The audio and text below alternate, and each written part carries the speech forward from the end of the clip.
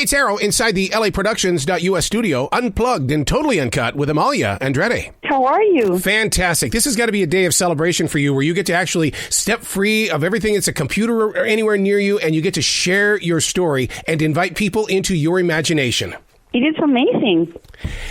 For you to be in this place where you are right now, I mean, this first of all, listeners need to get into this book because this book is about having fun. It's also about opening the heart, and you've done it in a way that really doesn't challenge us. What it does is it invites us into growing with what you were thinking. Yes, when I wrote this book, I really wanted to invite people to feel like they're having a conversation with a friend, more like listening to an expert.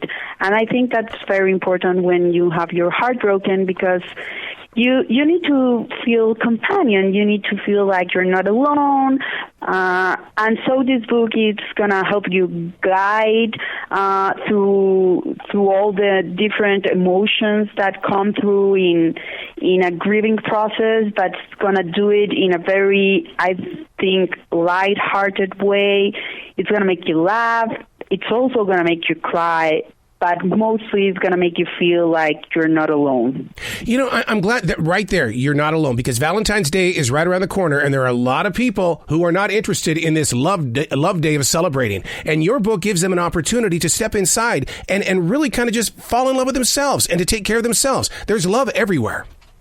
Yes, exactly. There's love everywhere, and I think our society puts a lot of pressure on being in love, being with somebody, finding your perfect soulmate, which I think is a false idea. I think there's no such thing as a soulmate. I think we can connect to people in really amazing ways, but in absolutely no way are we incomplete when we are alone. Totally the opposite. We are complete being, ourselves. And this book is there to make you, laugh if you're going through a hard time. It doesn't necessarily need to be a heartbreak because, you ended our relationship with a significant other. It's also there for you if you lost your pet, if your mother died, if you fought with your best friend. There's so many things in life that can be, rough and hard to go through, and this book is there for you.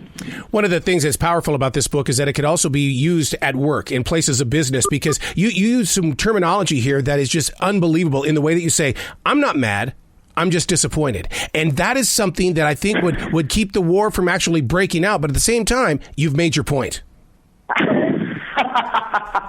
I'm so glad that you think people can use this book in the work environment. It does include a chapter that I love, that it's Dictionary of Passive-Aggressive Terminology. And I think it's going to come in very handy for everybody at work or in a relationship, especially, those people that write to you and that you don't want to answer back on social media, that don't get why you don't want to answer back. They're going to understand now after reading this book. I'm one of these people that you write about in here. I am a love addict. I got divorced in June of 1993, and I was married to a woman in July of 1993. It's lasted 25 years, but I can't be alone. I'm a love addict. It happens a lot, because what I was just speaking about, society has taught us that we need to be with somebody, and we are social beings. It's okay, to be in long relationships. I think you would be what most people call a serious monogamer, and that is okay. Every expression of love, it's okay, but I think we as human beings, and especially as adults, we should redefine what love means and how we relate to love. I think we are constantly pressured to find others, or we feel incomplete, or sometimes we are in our relationship that it's working, but we are looking for the next best person. because that's what we're seeing every day, in series such as Friends or in Taylor Swift songs or in cultural references. So I think as adults, we need to redefine romantic love. That is very important. But I don't think you're a love addict. You just love your wife. 25 years, that's a lot. Yeah. You cover text messaging. That we always seem to think that we're reading too deep into it or not deep enough into these messaging. It's a fire starter, text messages. How can we get through this and around it? You got me there. I have no idea. I mean, it so much depends on what's in your head. Sometimes we read too much on them, or sometimes we just, don't pay attention to them. I encourage people to call again, Mm-hmm. Sometimes, people are so I don't know, not used to calling people on the phone anymore, just texting. I'm so bad at texting, and I'm supposed to be a millennial, but I suck at texting. I always tell my friends, why don't you go ahead and call me? So people should call each other more. They should go visit each other more. People should go out and have more coffees together. The internet, it's amazing. Yep. But I feel like on our phones, having a phone in your hand is an amazing tool, but I feel like sometimes we live in there. We're not living our lives, but we're living life through the internet, and that's not okay, When readers grab this book and they start going through the pages, because the first time they're going to go through it, they're going to sit there, they're going to laugh, they're going to have a great time, but then they're going to come back to the book and they're going to start activating your message. Is it best that they write down in a journal how their lives are starting to change? Yes, definitely. I always encourage people to get a diary for whatever they are feeling, especially if they're going through a rough patch in their lives.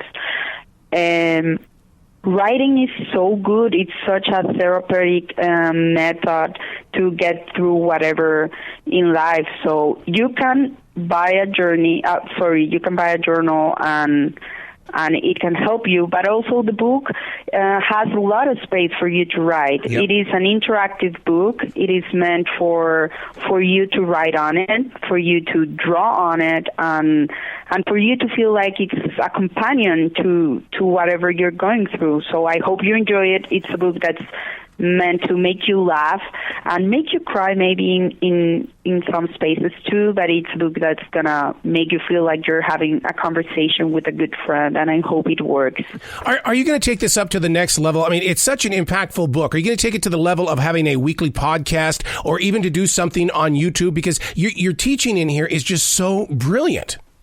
Well, thank you so much that you feel it that way. Yes, I am definitely taking the book to the next level. I cannot reveal more information about that right now, but I hope I'm going to call you and tell you as soon as I can tell the world about what's coming new for the book, I will tell you first. Absolutely.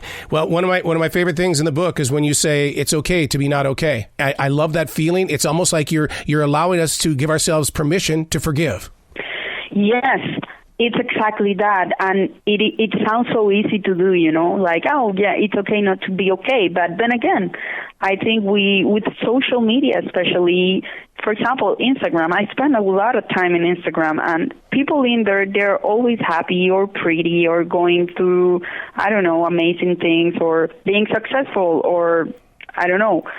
And life is not like that. And I get that in social media, we get to edit ourselves because, of course, we don't want to post pictures when we're ugly, or we don't want to post pictures when we're crying or having anxiety attacks. Not because that is something that you don't want to show, but because you're busy, crying or having an anxiety attack. You don't have time to post it on Instagram.